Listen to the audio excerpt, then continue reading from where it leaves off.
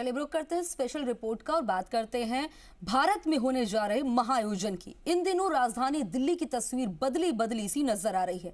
दिल्ली नए और खूबसूरत रूप में दिखाई दे रही है और इसकी वजह है यहाँ पर होने जा रहा G20 शिखर सम्मेलन। लेकिन इस दौरान दिल्ली वालों को भी कुछ बातों का ध्यान रखना है। क्या है वो बातें और कैसी है समिट की तैयारी, देखिए इस खास रिपोर्ट में।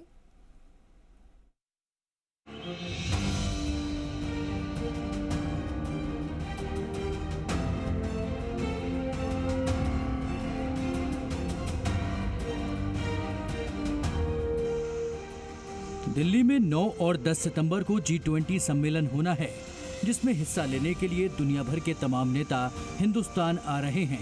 इस समिट से न केवल देश में निवेश के रास्ते खुलेंगे, बल्कि वैश्विक आर्थिक व्यवस्था की धुरी बनने की दिशा में भी देश कदम बढ़ाएगा। लिहाजा विदेशी मेहमानों का स्वागत और सत्कार करने को देश तैयार है। दिल्ली की सड़कें पूरी तरह से साफ सुथरी कर दी गई हैं। सड़क किनारे कई होर्डिंग्स लगाई गई हैं, साथ ही दीवारों की रंगाई भी कराई गई है। भारत मंडपम को बहुत ही शानदार तरीके से सजाया गया है। अलग अलग तरीके के फूल मंगाए गए हैं और इसके साथ ही साथ कई तरीके के गमले यहाँ रखे गए हैं। और अगर आप देखें तो इस वक्त दिल्ली काफ़ी आपको अलग दिखाई देगी, क्योंकि ये इलाका तो वैसे भी देखा जाए तो बाकी दिल्ली के मुकाबले काफ़ी ज़्यादा मेंटेनेंस पे यहाँ ध्यान दिया जाता है। लेकिन पिछले 10-15 दिनों में दिल्ली के इस इलाके को पूरी तरीके से बदला गया है। और इसका जो सबसे बड़ी बात है कि अगर सामने आप पार्क भी देखें तो इन पार्क्स के अंदर ख़ास तौर पर अलग अलग फूल यहाँ पर लगाए गए हैं। हिंदुस्तान आने वाले विदेशी मेहमानों के स्वागत के लिए सड़क से होटल तक सब तैयार हैं। इसके साथ ही दिल्ली मेट्रो ने भी कमर कस ली है। मेट्रो ने विदेशी मेहमानों के लिए टूरिस्ट स्मार्ट कार्ड लॉन्च किया है, जिसकी बिक्री आज से शुरू होगी और ये 13 सितंबर तक 36 स्टेशनों पर विशेष काउंटर पर मिलेगा। इस कार्ड में 2 कैटेगरी होंगी। पहले की वैधता 1 दिन के लिए होगी और कीमत 200 रुपए, जबकि दूसरे की वैलिडिटी 3 दिन होगी और कीमत 500 रुपए। और इसके जरिए यात्री अनलिमिटेड सवारी कर सकेंगे। मेट्रो ने अपनी तैयारी कर ली है, तो वहीं दिल्ली की सरोजनी नगर मार्केट भी मेहमानों के स्वागत के लिए तैयार है। दुकानदारों ने 50% छूट का ऐलान किया है। साथ ही मार्केट को सजाने और झंडे लगाने के लिए LG और NDMC को लेटर भी लिखा है। 3 दिन तक G20 देशों के राष्ट्राध्यक्ष और डेलीगेट्स दिल्ली में रहेंगे। ऐसे में हेल्थ इमरजेंसी से निपटने का भी इंतजाम किया गया है। दिल्ली के 6 बड़े अस्पतालों के डॉक्टरों को एम्स में विशेष ट्रेनिंग दी गई और सभी को नोडल अस्पतालों के तौर पर अलर्ट रहने को कहा गया है। दरियागंज के पास के इस चौराहे पर आपको अभी जिस तरह का ट्रैफिक नजर आ रहा है, इसे भी काफी व्यवस्थित कर दिया जाएगा। और उसकी वजह ये रहेगी कि हर हॉस्पिटल के पास वाले इलाके में एक ग्रीन कॉरिडोर बनाया जाएगा। ग्रीन कॉरिडोर इसलिए ताकि न केवल व्हीकल का मूवमेंट आसानी से हो सके, बल्कि इसलिए भी कि अगर कोई हेल्थ इमरजेंसी होती है तो उस वक्त एम्बुलेंस के लिए जगह ढूंढने की ज़रूरत न पड़े। पहले से एक लेन आरक्षित कर दी जाएगी ताकि लोगों को, डेलीगेट्स को हेल्थ इमरजेंसी के दौरान हॉस्पिटल से वेन्यू या वेन्यू से हॉस्पिटल के आसपास लाने ले जाने में कोई दिक्कत ना हो। राजधानी के चप्पे चप्पे पर सुरक्षा व्यवस्था चुस्त दुरुस्त कर दी गई है। हर जगह पुलिस की पहरेदारी है।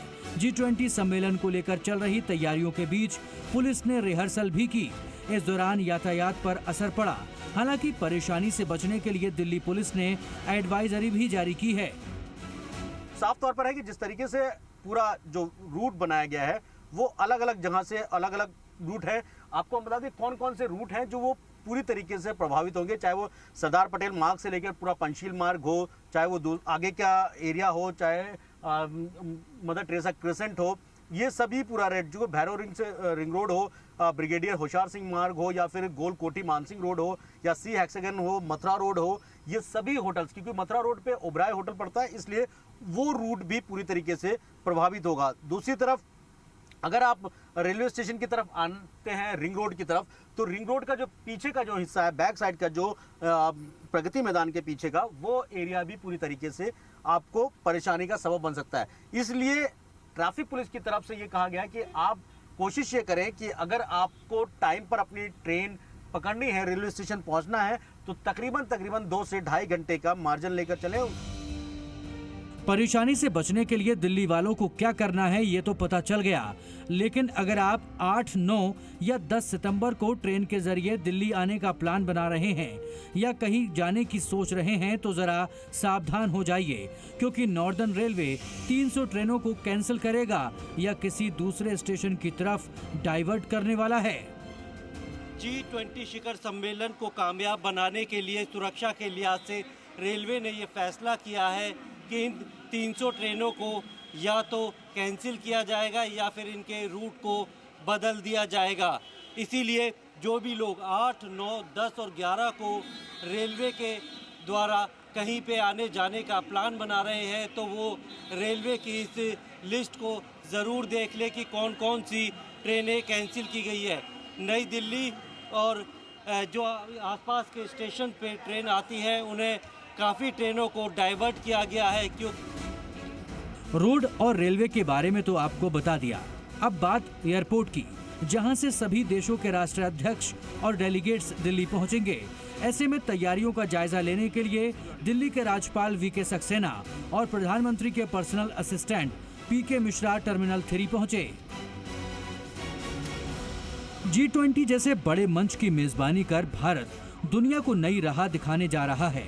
वहीं अंतरिक्ष में बढ़ती भारत की ताकत को लेकर पूरी दुनिया में इस वक्त भारत की जय जयकार हो रही है और यही बात हमारे पड़ोसी खासकर चीन को हजम नहीं हो रही। सूत्रों के मुताबिक चीन के राष्ट्रपति शी जिनपिंग G20 समिट में शामिल होने दिल्ली नहीं आ रहे हैं। जिनपिंग के भारत न आने की वजह क्या है, इसका जवाब आपको G20 पर प्रधानमंत्री नरेंद्र मोदी के पहले इंटरव्यू में मिल सकता है। न्यूज एजेंसी पीटीआई के साथ इंटरव्यू में पीएम मोदी से पूछा गया कि चीन और पाकिस्तान की आपत्ति के बावजूद कश्मीर और अरुणाचल प्रदेश में G20 की बैठकें हुई, इससे भारत ने क्या संदेश दिया। जवाब में प्रधानमंत्री ने कहा, उन स्थानों पर बैठकें आयोजित करने से परहेज किया होता तब इस तरह का सवाल वैध होता। हमारा देश इतना विशाल, सुंदर और विविधतापूर्ण है।